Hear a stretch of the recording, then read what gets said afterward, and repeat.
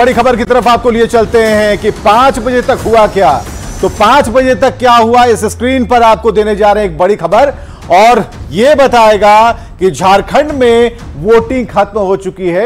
इस स्क्रीन पर आने में ज्यादा देर नहीं है। उस ब्रेकिंग न्यूज के साथ हम इस वक्त आपको बता रहे हैं कि झारखंड में वोटिंग का समय खत्म हो गया है, और समय खत्म होते के साथ ही ईवीएम मशीनों को सील करने का भी काम शुरू हो गया है।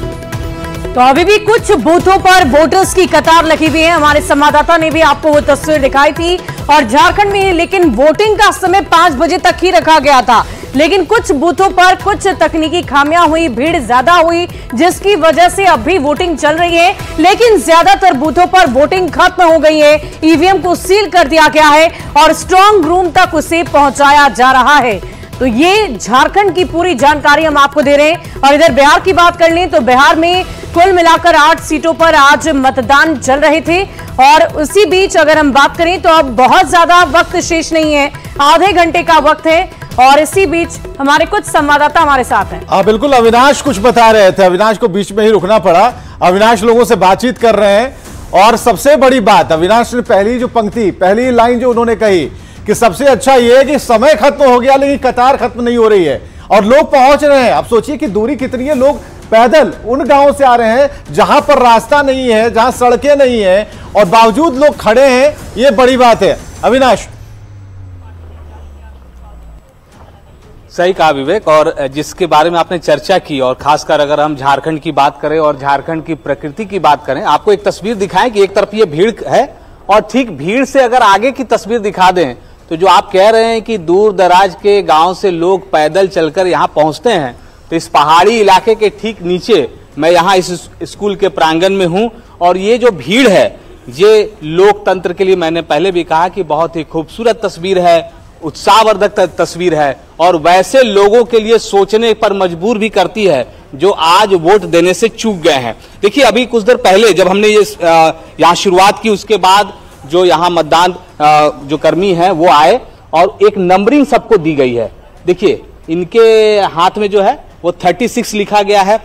अगर हम इससे आगे बढ़े तो इनके पास 35 है, और ऐसे करते हुए अगर विवेक हम लास्ट तक जाएं तो एक नंबरिंग की गई है। जो सबसे अंतिम व्यक्ति जो खड़ा है इस वक्त, उसका नंबर 1 है।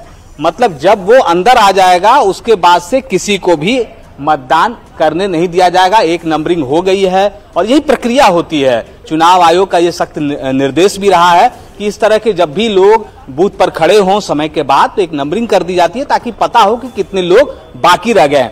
लेकिन सुबह से ही ये तस्वीरें हम दिखा रहे हैं, और अगर आपको याद होगा विवेक की पिछले जो चरण के जो मतदान हुए झारखंड में 3 सीटों पर हुई थी, उसमें महिलाओं ने सबसे ज्यादा बढ़ चढ़कर हिस्सा लिया था। महिलाओं का प्रतिशत पुरुषों के मुकाबले ज्यादा था। तो आज हम उम्मीद करेंगे कि यहाँ जो सभी पुरुष दिख रहे हैं, शायद इस जमशेदपुर के इलाके में, और खासकर अगर हम जुगसलई विधानसभा क्षेत्र की बात कर लें तो यहाँ संभवतः इस बार जो है पुरुष महिलाओं से आगे निकलकर सबसे ज्यादा मतदान का प्रतिशत बढ़ाने में कामयाब हो जाएं, क्योंकि झारखंड का प्रतिशत लगातार हम ये कह सकते हैं कि बहुत पुराने जो रिकॉर्ड रहे हैं उससे ज्यादा आगे तो नहीं बढ़ा, लेकिन जो रिकॉर्ड रहा उसके आसपास हम झारखंड के जो लोकसभा क्षेत्र के जो प्रतिशत अब तक हुए हैं वो रहा है। और आने वाले समय में भी ये उम्मीद की जा रही है, क्योंकि जो अब इसके बाद जो चरण है, सबसे अंतिम चरण देश के लिए और झारखंड के लिए भी चौथा चरण, वो संथाल परगना का है। संथाल के अगर हम बात कर ले, राजमहल, गोड्डा और दुमका सीट पर हम देख पा रहे हैं बहुत उत्साहित है ये मतदाता,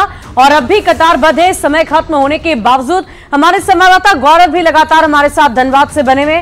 गौरव, अब ईवीएम को सील करने की प्रक्रिया भी आपने दिखा दी। जिस पोलिंग बूथ पर अभी आप मौजूद हैं, वहां क्या चल रहा है, वहां की तस्वीरें को दिखाइए। बिल्कुल सुबह हम आपको बता दें कि ये लोकतंत्र की खूबसूरती है कि जहां एक तरफ जब लोग कतारबद्ध तरीके से खड़े हैं तो उन्हें वोटिंग की इजाजत दी जा रही है, तो दूसरी ओर जब ईवीएम को सील करने का जो प्रोसेस है 5 बजे के बाद वो शुरू कर दिया गया है। यहाँ जो कर्मचारी हैं, बुनियादी विद्यालय, इस वक्त हम धनबाद में हैं और धनबाद में जो प्रोसेस है उसे सील करने का वो हो रहा है। यहाँ के कर्मचारी बताते हैं कि करीबन 56% वोटिंग इस बूथ पर हुए हैं और उसके बाद से इसे सील करने का प्रोसेस चल रहा है, उसे यहां से ले जाने का भी प्रोसेस शुरू होगा। यहां जो कर्मचारी हैं उनसे हम आपको बात भी कराएंगे और ये भी बताएंगे कि इस वाले बॉक्स में क्या है। सबसे पहले तो ये बताइए कितने बजे से आप लोगों ने प्रोसेस शुरू किया और क्या प्रोसेस? सर हम लोग तो सुबह में 5:30 बजे से मॉक पोल से शुरू किए हैं। उसके बाद अभी जा कर के क्लोज बटन 5:01 में हम लोग दबा दिए हैं।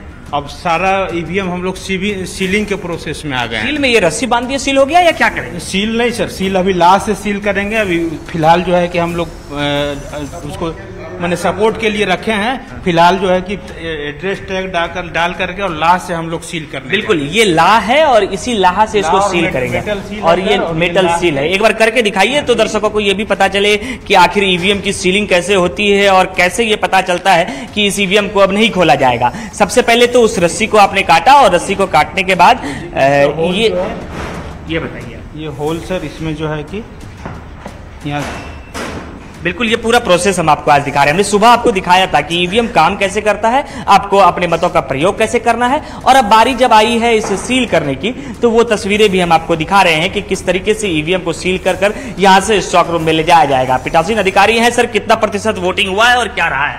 सर 56.26% हमारा वोटिंग हुआ हमारे बूथ का। सुबह से किस तरीके से लोग थे?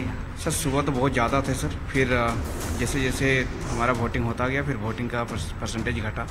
घटने के पीछे की क्या वजह रही? क्योंकि धनबाद में सबसे कम वोटिंग प्रतिशत रहा है सर, और आपके बूथ पर भी सिर्फ 53। ठीक है, एक बार फिर से उस रेशियो को लेकर हम आएंगे, उस परसेंटेज को लेकर के आएंगे कि ओवरऑल परसेंट क्या रहा। बहुत बहुत शुक्रिया आप दोनों का इन तस्वीरों को दिखाने के लिए। अच्छी तस्वीरें थी, बहुत सुखद तस्वीरें थी। पीएम मोदी ने आज बिहार में ताबड़तोड़ 3 रैलियां की हैं और इसमें पीएम मोदी ने 4 जून को लेकर बड़ी बात कह डाली। पीएम मोदी ने लोगों से 4 जून को मनेर के लड्डू तैयार रखने को कहा है। ऐसा लग रहा है कि आप सब लोग मनेर के लड्डू खा के आए हो।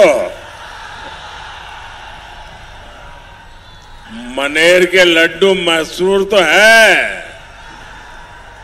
लेकिन लग रहा है कि मनेर के लड्डू की ताकत भी बड़ी है। आप लोग भी 4 जून के लिए ये मनेर के लड्डू तैयार रखिए।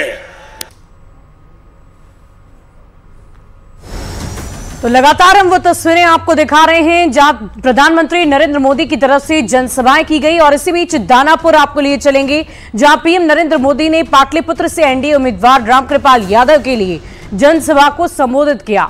लोगों के उत्साह को देखकर पीएम ने मनेर के लड्डू का जिक्र किया और 4 जून को चुनाव के नतीजे आने पर मनेर के लड्डू तैयार रखने की अपील की है। मनेर स्वीट से और अधिक जानकारी दे रहे हैं न्यूज 18 संवाददाता अमरजीत शर्मा। मनेर में और मनेर के उस दुकान में जिसकी तारीफ प्रधानमंत्री नरेंद्र मोदी ने आज फिर भरे मन से किया है। मनेर के लड्डू में कितनी ताकत है वो आप खुद देख लीजिए। ये मनेर का लड्डू है और ये मनेर का लड्डू खास है बिहार के लिए, और मनेर का लड्डू जो खाता है एक बार वो बार बार जो है ललचाता है, यही खासियत है। और यहाँ के संगम के पानी से ये मिल करके ये लड्डू बनता है, और खास करके जो लड्डू छनाता है वो शुद्ध घी में छनाता है। यही वजह है कि यहाँ का लड्डू जो है काफी स्वादिष्ट होता है। 3rd जनरेशन हूँ जो अभी इस बिजनेस को चला रहा हूँ, और जहाँ तक लड्डू की बात है, हम लोग जो लड्डू बनाते हैं वो एकदम स्क्रैच से बनाते हैं। यहाँ तक कि हम लोग बेसन भी हम लोग मार्केट से नहीं खरीदते हैं। हम लोग अपना दाल मंगवाते हैं, उसको खुद सुखाते हैं और खुद पिसवा के उसका मतलब घोल बना के शुद्ध घी में उसका नुक्ती का दाना छानते हैं और फिर उसको चाशनी में डाल के मेवा वगैरह डाल के उसको तैयार किया जाता है। और ये परंपरा हम लोग कभी नहीं छोड़े हैं और ना कभी छोड़ेंगे। किस तरह से बनाते हैं लड्डू हम लोग देसी शुद्ध घी में बनाते हैं। अपना बेसन रहता है, कुछ पानी का भी यहाँ फर्क है और फिर जगह इतना स्वादिष्ट नहीं रहता। तो बनाने में जो है देखते हैं कि एकदम पूरा गोल हो जाता है। हाँ तो गोल होता है, जलना या रिफाई रहेगा तो इधर उधर पटाख से अच्छी होता है, नमी रहता है तो मुंह में जाने के बाद गायब हो जा रहा है। दाना आपको मुंह में जाएगा तो दाना भी अच्छी रहेगा, आपको महसूस नहीं होता है, खराब दाना रहता है, बढ़िया रहता है। Average 30-40 kilo 30-40 kilo. अब मोदी जी ने जो है इसका जिक्र किया है तो बिक्री बढ़ेगी? बढ़ना ही है।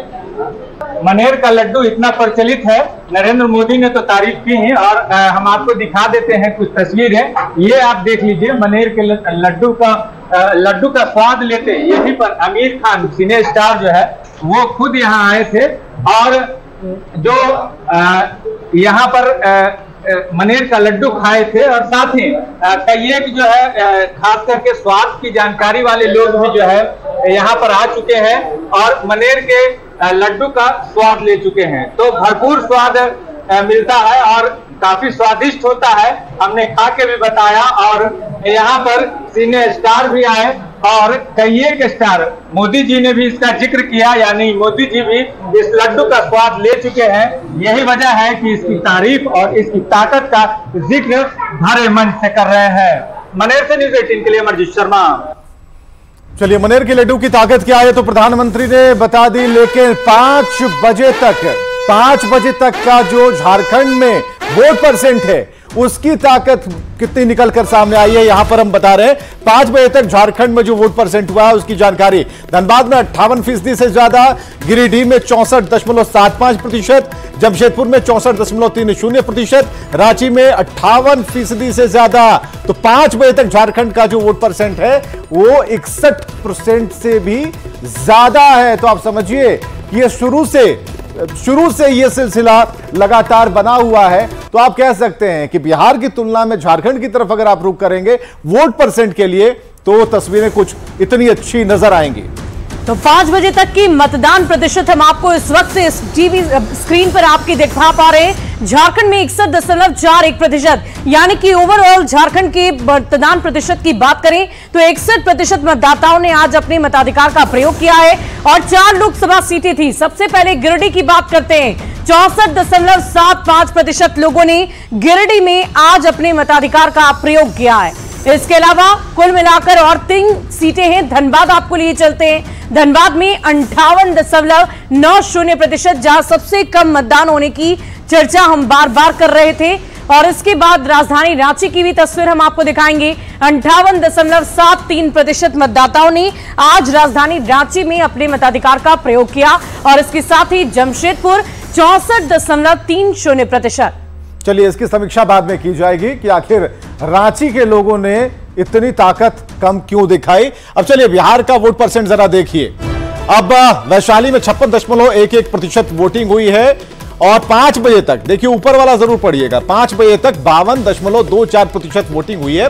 पूर्वी चंपारण में 55.78%, पश्चिम चंपारण में 55 से अधिक और 56.11% वैशाली में दर्ज किया गया। महाराजगंज में 49 तक ये आंकड़ा पहुंचा है। सीवान में इसी तरीके से 47 से पार ये आंकड़ा जाता, लेकिन हम बराबर कह रहे हैं कि 5 बजे तक का है, 5 बजे तक का है। और वोटिंग जो है, जो हमने बताया था कि 1 घंटे अभी और समय है, तो इसमें इजाफा जरूर होगा। शुभी वाकई, और 5 बजे तक की तस्वीरें आप देख पा रहे हैं। जो मतदान प्रतिशत है, जो आंकड़ा है, वो आप देख पा रहे हैं। हालांकि विवेक, अगर हम मतदान कर्मियों की बात करें या मतदाताओं की बात करें तो अब उनके लिए बहुत ज्यादा वक्त शेष नहीं रह गया है।